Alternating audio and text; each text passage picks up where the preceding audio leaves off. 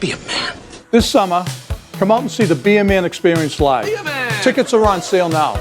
Go to direct.me/Boston Be a Man for links on the upcoming shows. It's Be a Man time. Hope to see you there. Be a man. Be a man. Experience. Are you with me? Be a man. Yeah. You ready to preach? Preacher. Yep. What do you do if you have a nosy neighbor? Walk around naked. What do you do if your roommate's passed out drunk? Get a magic marker and write a dick on his face. All right. It's not a world of men. I want you to be a man. You could just be a man in this one moment. I gotta be a man. Be a man. It's Be a Man time.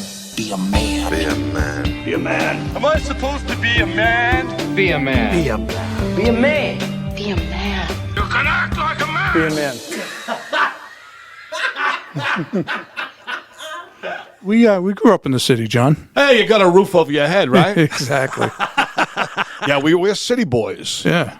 I grew up in a two-family house in Somerville, Massachusetts, famous city, known fucking worldwide, right? Had the grandparents upstairs and we were downstairs. I thought everybody grew up that way. Tree family in Day Square across from Javelli's in East Boston. Aunts and uncles lived upstairs. You know, we lived in the middle floor. Yeah. Rent out the first floor, and it was, People coming and going left and right. My uncle was a bookie. Yeah. Up on the third floor, and people be fucking this guy Charlie who couldn't walk. He'd be walking up the stairs, yelling, from the bottom floor, Libby. Every night you hear it, and you have the numbers for him or whatever, a cash of money, a bag of money. Nobody gave a fuck that he limped. Just pay me. Yeah. Make sure you. I think he was like the bag man. My father, I tell you, he was a bookie. We had action. I had several uncles that didn't work, right? So any given day, weekday, Monday, Tuesday, midday, 7 grown men of working age not working in the house. Everybody chain smoking cigarettes. Yes. Like this. Right? My mother used to call it the house of priest because everybody was fucking home. White T-shirts, fucking cigarettes in their sleeves. My uncle's owned a bar in East Boston, so that's where we did all the bets came from there. But I know being upstairs, sometimes you take a call, on a Sunday because it wasn't at the bar. You'd be taking the football games. So a lot of activity in the house coming up. up. Yeah. All kinds of action. And my grandparents lived upstairs. We'd go up and down. It was wide open. I slept up there. My brothers, we took turns. They'd come down for dinner. My grandfather always dressed up. Even though we all lived together, if he came down for Sunday dinner, he'd put a fucking jacket and a tie on. My family. Hey, what are you doing? The gentleman. Exactly. Yeah, my family was, we're messed up. Not a lot of us get married. So it was like upstairs was my father's aunt and 3 brothers. No shit. Yeah. That's interesting. And one of them, 2 of the brothers were real gruff. They're the ones that own the bar. Yeah. That's the one I wrote the script on. Well, you're going to be in it. You're going to be Uncle Libby.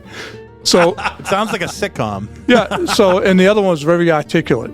He lived to be 107, but he was like an artist and stuff. And, my aunt was just a sweetheart, great cook. Sundays we'd eat dinner all the time together. Wasn't that great? Oh, my God. Fucking dinner. Taught my mother how to cook. My mother, she taught my mother how to cook. I still eat my mother's meatballs. Ate them the other day. My house, my mother on a Sunday, things got earlier and earlier as my father started getting up at 2 in the morning for the whole day. Yeah. Pounding 2 packs of smokes and a pot of coffee, 5 a.m. I go, what's up, Daddy? He goes, I can't sleep. Like, you've been fucking smoking and drinking since 2 o'clock in the morning. No shit. But we'd start eating Sunday dinner like at 11 in the morning. Yeah. Like with meatballs. By fucking noontime, it was over. You're stuffed. we used to dunk the bread in the gravy. Oh, yeah. And then we put a little grated cheese on it. It was like having a little piece of pizza. That started early in the Italian house. Maybe 9 o'clock, you start dipping with the fucking bread. The best. Get that smell in the house. You know what I mean? It was great. I still like to cook Italian food on Sundays. You'd be a man. Us guys of Italian heritage. They're even trying to muscle us out. Oh, you know what I mean? Fuck them if they are motherfuckers. Can't do it. It won't Columbus do it. Day. Be a man. Did you guys ever have friends coming up that just had really shitty houses? Like you'd go in there and there'd be like naked kids running around. It smells like cat piss. Yeah, live like fucking animals, shit all over the place. Yeah, that was. Put it this way: when you want your own Italian household with the people you know, love, you're familiar with, and you go into some other house You that's not fucking- like that. You're a critic. It's Fucking disgusting. boom, boom, boom. See 20 different things wrong. Boom, boom, boom. You walk in like this, you look around, and go, Wow. fuck. Look, everything is like, oh, look at the food. Look Yeah. at this fucking cat. What the fuck? They have a cat? Who the fuck has a cat? I didn't know one kid growing up that had a fucking cat. Not one. I feel like I didn't know anybody that had a cat, but everybody's house smelled like cat piss. Oh. I had this kid that lived down the street from me that, like, he lived in the poor section of town, and his house was an absolute shithole, cat piss house. 7 brothers running around. So one year for Christmas, my mother she thought it would be a nice thing. She went out and got gifts for all the kids. Oh. And we went over to the house to have dinner and stuff, and she bought pizza for everybody and then presented the gifts. And the family kicked us out, and I wasn't allowed to hang out with them anymore. No. They were bullshit that we were treating them like they were like fucking poor people. Ungrateful. They were. What on ingrates? Oh yeah, they threw the fucking gifts out the window. Well, they deserve to be fucking poor and suffer then. Fuck them. Yes. I remember growing up in my mother's very good-hearted, right? My father was too, even though he was a fucking nut. But we used to, walk to school, 10-minute walk, but there's always like little kids running around. They had no shoes on. Yeah. Like, and it was cold out. So my mother got them shoes, as a nice gesture. So like a week later, we saw him with no shoes. And my mother was like, what happened to your shoes? Our fathers threw them away. What happened to those kids? How they doing now? Unbelievable. Yeah. Terrible. Fucking asshole. Still barefoot. Yeah. Be a man. When was the first time you lived out of the house? I went to California when I was 17 to live forever. So I thought I took my record albums in a fucking box. Talk about a stupid thing to pack away, right? I stayed 3 weeks. I lugged 400 record albums around for a fucking month. Did you drive out? Or? No, we flew out. I stayed at some guy's trailer park house, which was brand new at the time. We thought it was cool. We came from Somerville. It was in San Jose too. It wasn't It wasn't L.A. Yeah. It wasn't San Francisco. It was San Jose. But it was California, right? So we went there, and the guy's father was a drunk ex-Marine. Yeah. And he threatened to fucking kill us within a week, and we wanted us out of there, so we left. I swear to God, yeah. You know why? Because we sat down for Sunday dinner. They had a stick of butter, and we're all fucking on fucking pins and needles. I grabbed the knife, and I dipped into the center of the stick of the butter, and I fucked it up. Just the look of it. He went shit house because I didn't take it off the end like a normal person. No, I just kind of went like this. He went fucking shit house. I left with my record albums the next fucking day. Swear to God. Be a man. The college I went to in Western Mass, they had not enough housing for the freshmen, so I had to live off campus. So me and a kid from town, a couple of years younger than me, we got an apartment. Had some great parties there. Yeah. Like it was a small, it was a 1-bedroom, small apartment, probably 600 square feet. But we used to have cake parties there all the time. It was crazy. Yeah. I used to have ragers at a tiny apartment too. Yeah. We used to have 70 people fucking in this gay tiny apartment. romps. Yeah. We used to rent houses down the Cape.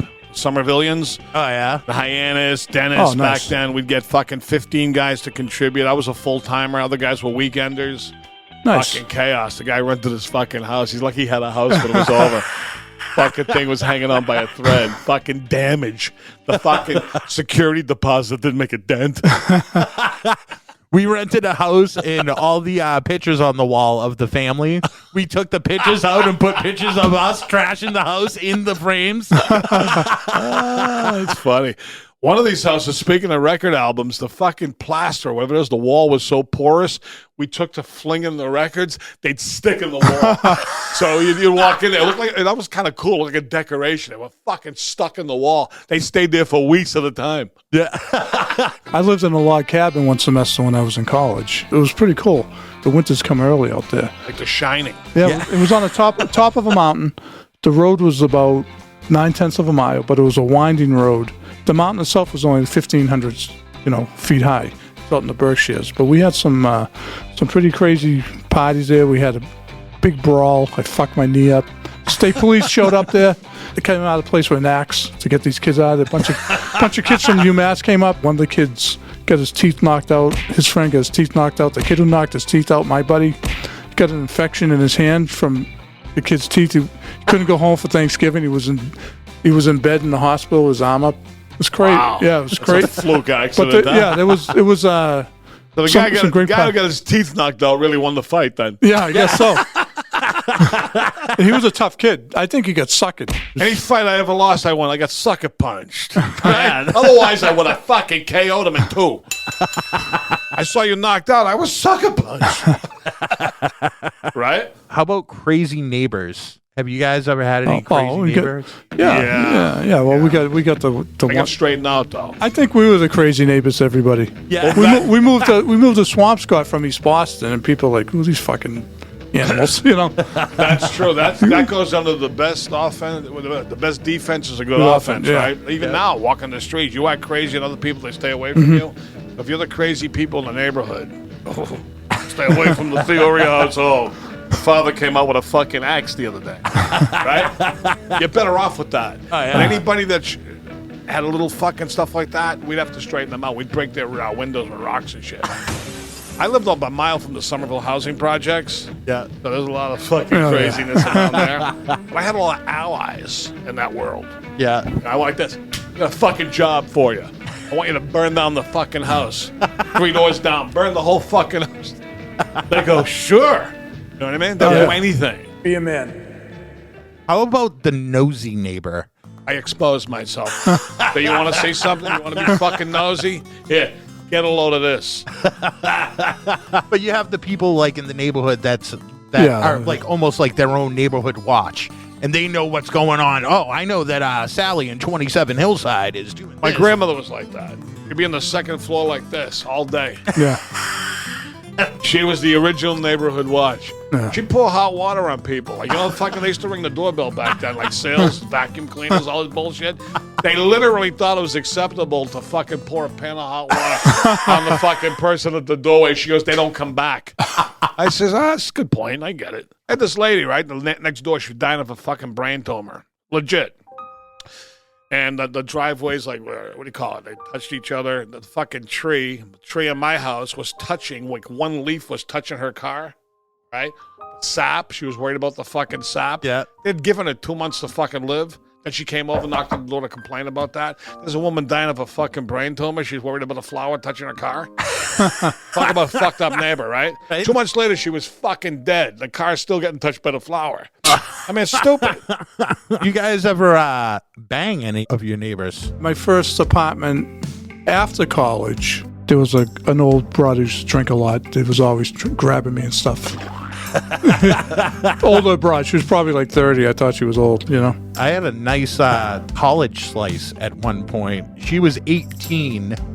I was 24. Oh. So I was actually getting getting shit. You're rocking the cradle of love. Rocking the cradle. I went over there once, and her boyfriend was there. Oh. And I was just like, I was full of fucking piss and oats. Like, the kid was like a rapper, and I played him my stuff, and he's like, oh, your stuff's way better. You out-rapped and out-banged him. I out-rapped and out-banged him. And then we're all sitting there at the table, and I started finger blasting the broad with the boyfriend in the room. Tremendous work. In the room. Nice. That's now you're talking. See, I've made a lot of mistakes in my days, but I feel like I've made up for really it. come around. Redeeming quality. That gets the fucking Be a Man 5-star Yeah. fucking approval rating. Congratulations, me boy. Yeah.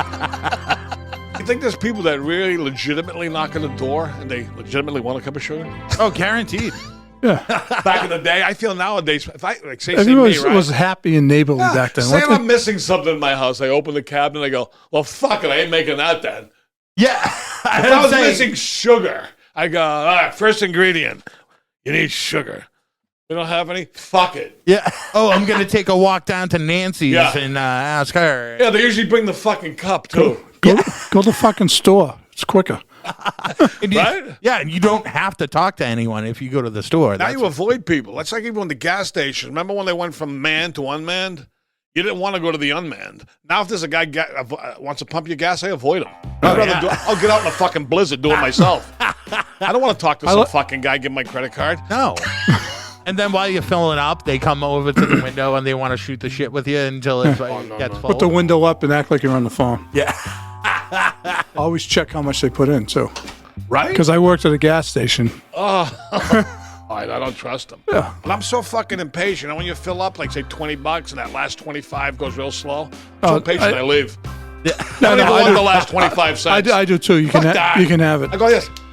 Come on. Yeah. When the 10 seconds feels like 15, 20 seconds, fucking snap. They make a lot of people do that. I go, I think. come on. Be a man. A friend of mine lived in this place in New Hampshire, and it looked like something out of fucking the movie Train Spotting. There was just like it was borderline shit in buckets and stuff, but there was also weapons. There was drugs. There was tons of broads. There was threesomes happening all the time.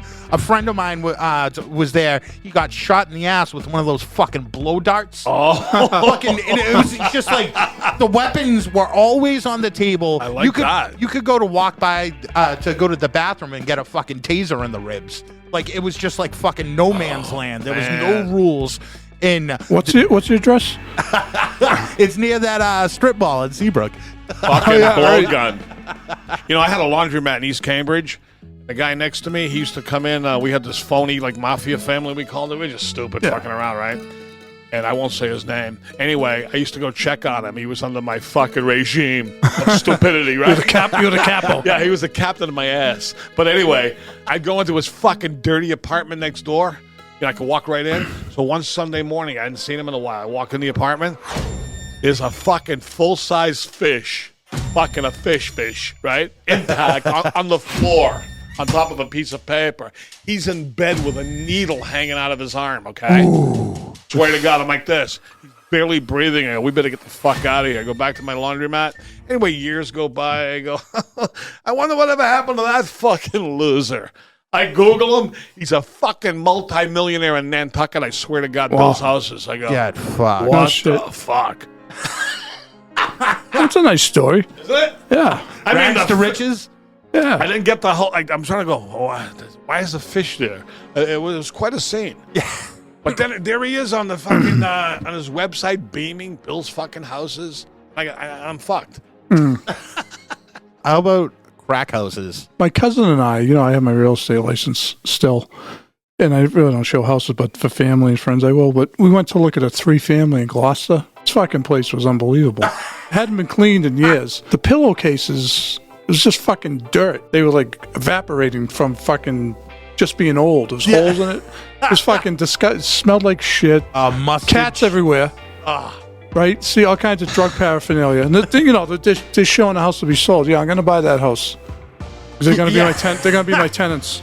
You think of like the average human that's like, oh, I'm selling the house. I'm going to clean it up. I'm going to get rid of the needles. I'm going to fucking get the shit buckets out of the living room. I guess they were having a problem getting in there. The other realtor was showing us around. He's like, we couldn't get in here. I don't know what's going to be like, kind of warned us. But yeah, it was terrible. Like Breaking Bad with them making meth in the fucking basement. There was another apartment upstairs the same way. It's fucking terrible.